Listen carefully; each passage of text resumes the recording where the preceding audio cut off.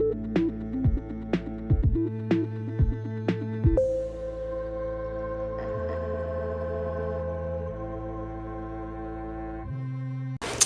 guys, welcome back to Release the Craftin. This is day 17 of Poevember. The prompt for today is night. That's hashtag Poevember24. If you want to follow along on Instagram and YouTube and the things, that's where we're posting it. So that's where it is. That's where it are. Everything in me wanted to say that's where it are. And I don't know why. That's grammatically incorrect. But here we are. I'm making another ATC. And this time I thought I would revisit, because a lot of this has been revisiting things I have done this past year for some reason. I don't know why. It is what it is. Here we are. But I thought I would go back and, well, not even just this past year. It doesn't matter. I'm revisiting things I've done. I thought I would go back and do another little, like, moon, distressed, inked up moon thing, technical terms, that I did in the Season of the Witch challenge. I did it on the moon prompt for that one too, but I was called to do it in more gothic-y, spooky colors. So I pulled out Victorian velvet and lumberjack plaid and fired brick. Fired brick. Which, I will say, when I started doing this, I realized that the difference between fired brick and lumberjack plaid, at least in the distress ink variety, is minimal. Very, very minimal. We're talking like a breadth of a fraction of a hair of a shade off. To the point where I was like, well, now this isn't all the deep reds like that I was expecting to layer up.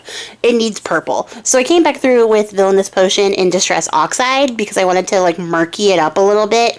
And since oxides are like a little bit opaque, I thought that would work pretty well to add the murk to it. And then I could not find my actual Distress ink pad in Black Soot, so I was very annoyed. But I have the re-inker, so we're going to use that to add in, of course, our final framing color of black. So we get this really nice, like, vampiric, sort of spooky night sort of color. And then I'm going to sprinkle that with a little bit of water to activate the distress inks and also to lift off some of the colors to add sort of a starry background, or at least the basis of a starry background, but it also adds like a sort of foggy, cloudy effect as well, because of how I sprayed it. If you have very tiny little spray pin dots, it's not going to look like that. But if you have big old blotchy sprays like I do, it's going to look like that. Then I decided it needed a little bit more white. So I went and added in just a couple of splatters in white, and then realized as I was drying it that those splatters were going to pick up the color of the distress ink in the back, and that's totally fine. So it actually kind of falls a little bit farther to the back, so the stars aren't so in your face with their color, because they sort of turn into sort of a pinkish, reddish, purplish color depending on where they are on the card, and that works. And then just to break up the flat nature of the background, I did like a secondary print of a background stamp that I have in these swirls, not because I want like that to be the main impression on this thing. I don't want that at all. I just want to break up some of that blank space on this. And then I'm using a sticker from my stash because I wanted to use up stuff I already had.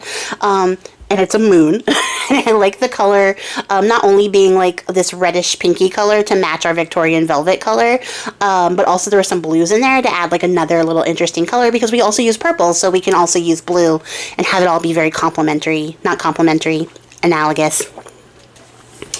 It's not even really analogous now that I'm thinking about the color wheel. I taught you guys this and I don't even know the terms. It is a triadic sort of colorway of colors. Just kidding, it is analogous. I don't know why I'm like doubting myself now that I'm talking about it. But I went back over it to use some of these bat little die cuts to, of course, make it extra spooky. So we have a little bats flying into the night. And then I just added a little clipping sticker real quick to get a little sentiment. I didn't want to do anything else to it because I'm really, really happy with how the colors came out.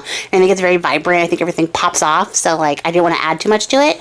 And that's it. That's everything. I hope that you guys really love this one. I know it's a very quick make, very straightforward one, but I really think it's really pretty and effective. And yeah, that's going to be it for me, guys. I appreciate your faces. Happy crafting. Don't forget to come back tomorrow, see what we make. And until next time, guys, bye!